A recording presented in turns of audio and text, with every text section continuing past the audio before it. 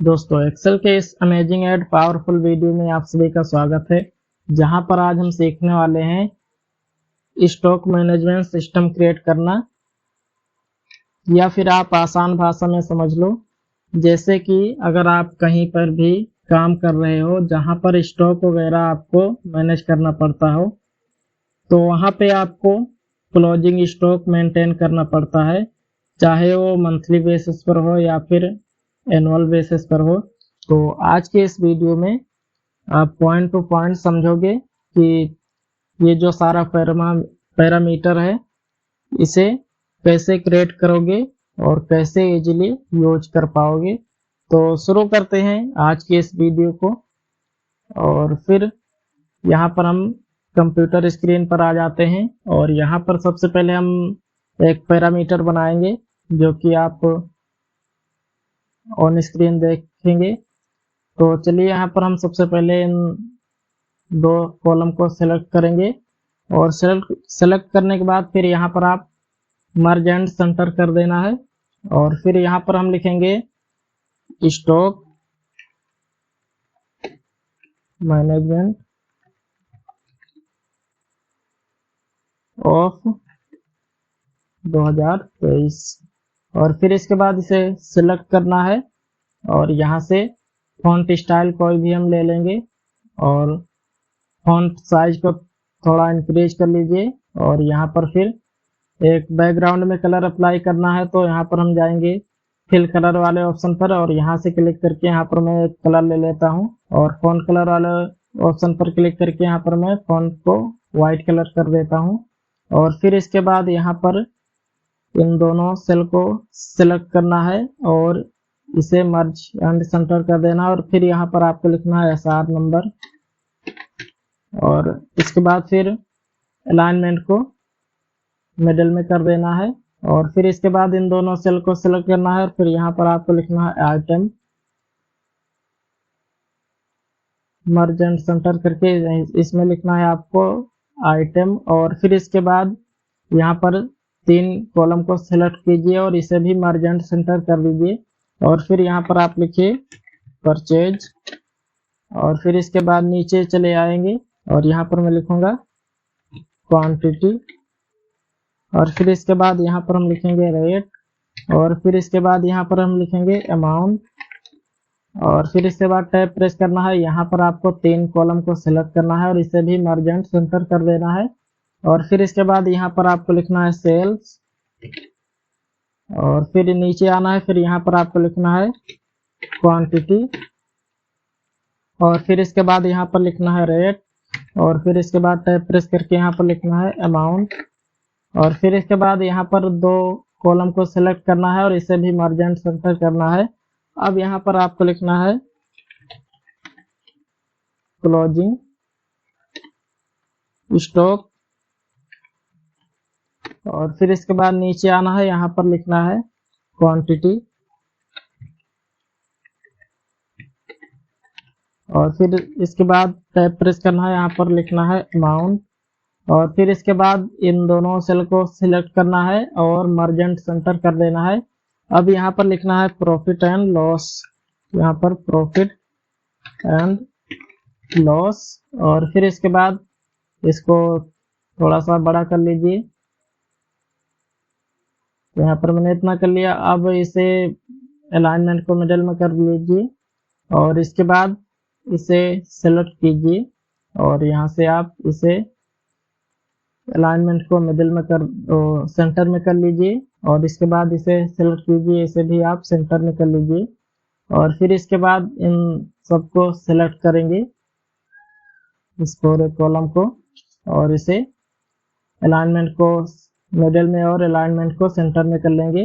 अब इसके बाद यहाँ पर आपको कलर अप्लाई करना होगा, तो कलर अप्लाई करने के लिए आपको इस पर क्लिक रहने देना है और यहाँ से आप ये कलर लीजिए। यहाँ पर मैं एक कलर ले लेता हूँ, यहाँ पर मैं ये कलर लिया और फिर यहाँ पर परचेज पर क्लिक करके यहाँ पर मैं एक कलर ले लेता हूँ, यहाँ पर मैंने एक कलर ले लिया और फिर इसके बाद फॉन्ट कलर को मैं चेंज कर देता हूँ, यहाँ पर व्हाइट कलर कर देता हूँ।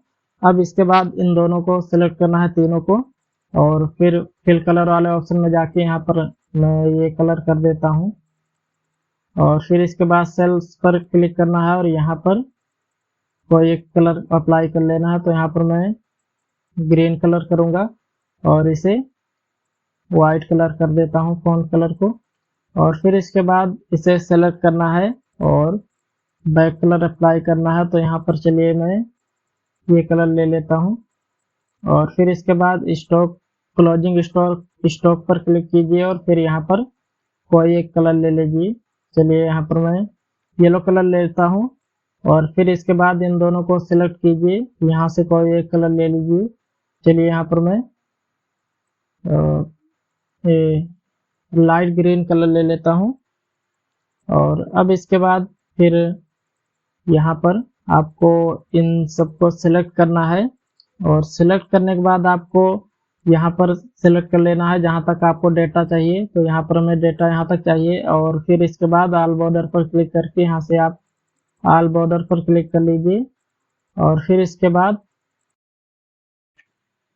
यहाँ पर आप डालिए सीरियल नंबर। तो चलिए यहाँ पर मैं डालता हूँ 1 और 2 लिखता हूँ और फिर इन दोनों को सिलेक्ट करना है और फिर इसके बाद यहाँ पर आपको नीचे को ड्रैग कर देना है। तो चलिए यहाँ पर मैं ड्रैग कर दिया हूँ और अब इसके बाद यहाँ पर मान लो आपके पास कंप्यूटर का शॉप हो तो वहाँ पर आपका जो स्टॉक होगा वो कीबोर्ड और माउस, मॉनिटर, लैपटॉप ये सब स्टॉक होंगे। तो चलिए यहाँ पर हम एक एग्जांपल के लिए यहाँ पर हम ले लेते हैं माउस और फिर इसके बाद टैब प्रेस करेंगे। यहाँ पर मैं क्वांटिटी लेता हूँ तो यहाँ पर चलिए मैं 10 पीस लेता हूँ और रेट यानी कि आप कितने रेट पर ले रहे हैं तो यहाँ पर मैं 100 रुपये में ले रहा हूँ और फिर इसके बाद टैब प्रेस करना है। अब यहाँ पर आपको अमाउंट निकालना है यानी कि आपने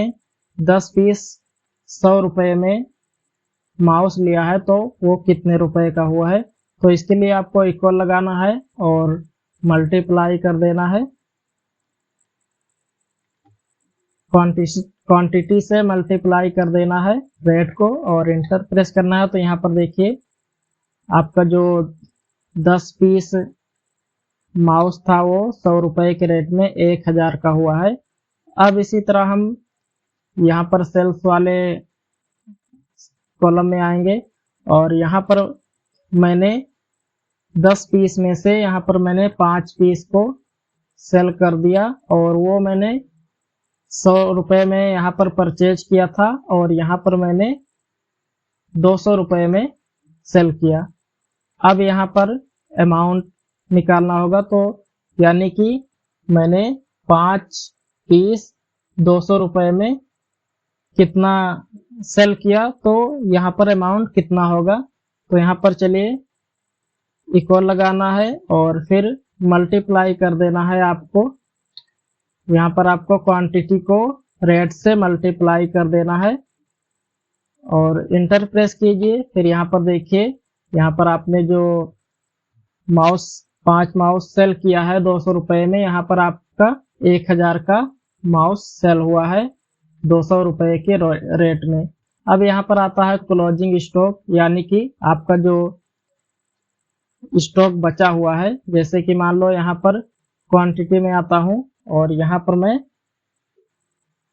इक्वल लगाता हूँ और फिर इसके बाद मैं आता हूँ यहाँ पर परचेज वाले क्वांटिटी में, यहाँ पर इसे सेलेक्ट करूंगा और माइनस कर देना है यहाँ पर सेल्स वाले क्वांटिटी के साथ। तो यहाँ पर इंटर प्रेस कीजिएगा तो यहाँ पर देखिए 5 स्टॉक आपके पास बचे हुए हैं। अब आप इसका अमाउंट चेक कीजिएगा तो यहाँ पर आपको इक्वल लगाना है और फिर इसे सेलेक्ट करना है। यहाँ पर इसे क्वांटिटी को सेलेक्ट करना है और फिर इसके बाद माइनस मल्टीप्लाई कर देना है अमाउंट के साथ। यहाँ पर आपको रेट के साथ मल्टीप्लाई कर देना है और इंटर प्रेस करेंगे तो यहाँ पर देखिए आपके पास 500 रुपये का अमाउंट बचा हुआ है।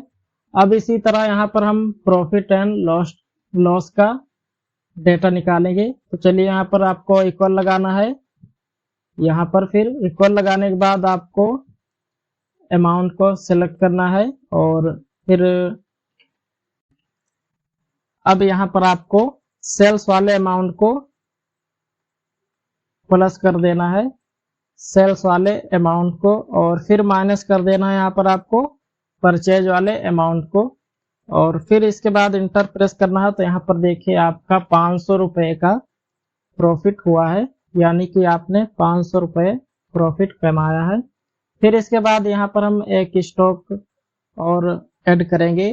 तो सबसे पहले आप इसे ड्रैग कर लीजिए नीचे तक जहां तक आपका डेटा है, और जिसमें आपने फॉर्मूला लगाया है आप उसको ड्रैग कर लीजिए। चलिए यहाँ पर मैं कर लेता हूँ, और फिर इसे किया, और फिर अमाउंट को भी कर लेता हूँ, और यहाँ पर फिर इस अमाउंट को मैं नीचे को ड्रैग कर देता हूँ। अब देखिए यहाँ पर मैं एक स्टॉक और लेता हूँ। चलिए यहाँ पर मैं कंप्यूटर ले लेता हूँ, और इसके बाद टैब प्रेस करना है। यहाँ पर मैं क्वांटिटी में 200 पीस डालूंगा, और टैब प्रेस करेंगे, और फिर इसके बाद यहाँ पर कितने रेट में लिया है, तो यहाँ पर मैंने लिया है 10,000 के रेट में। और जैसे ही टैब प्रेस करेंगे तो यहाँ पर देखिए इसका अमाउंट शो हो गया है, यानी कि अगर आप 10,000 के रेट में 200 कंप्यूटर लेंगे तो यहाँ पर ये होगा 20 लाख रुपए का होगा यहाँ पर ये। अब इसके बाद यहाँ पर हम कितने क्वांटिटी सेल किए, चलिए यहाँ पर मैं 100 क्वांटिटी यानी कि 100 कंप्यूटर यहाँ पर मैंने सेल कर दिया। और कितने के रेट में किया, यहाँ पर मैंने 10,000 के रेट में खरीदा था एक कंप्यूटर, और यहाँ पर मैं 15,000 के रेट में यहाँ पर मैंने सेल किया 100 कंप्यूटर।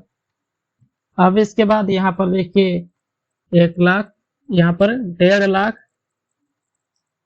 आ गया है, यहाँ पर 15 लाख यहाँ पर अमाउंट हुआ है, और यानी कि हमने 15,000 के रेट में यहाँ पर 100 कंप्यूटर मैंने बेच दिया। अब यहाँ पर हमारे क्लोजिंग स्टॉक में यहाँ पर 100 कंप्यूटर बचा हुआ है, यानी कि हमारे पास अभी 10 लाख का वैल्यू बचा हुआ है, और यहाँ पर हमें प्रॉफिट हुआ है 50, यहाँ पर हमें 5 लाख का प्रॉफिट हुआ है।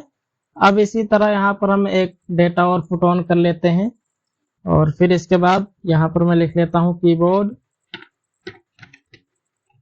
और फिर इसके बाद यहाँ पर मैं लिखूंगा क्वांटिटी में 200 पीस, या फिर मैं यहाँ पर 300 पीस ले लेता हूँ, और टैब प्रेस करूंगा, और यहाँ पर मैंने कितने के रेट में लिया, यहाँ पर मैंने लिया 200 के रेट में।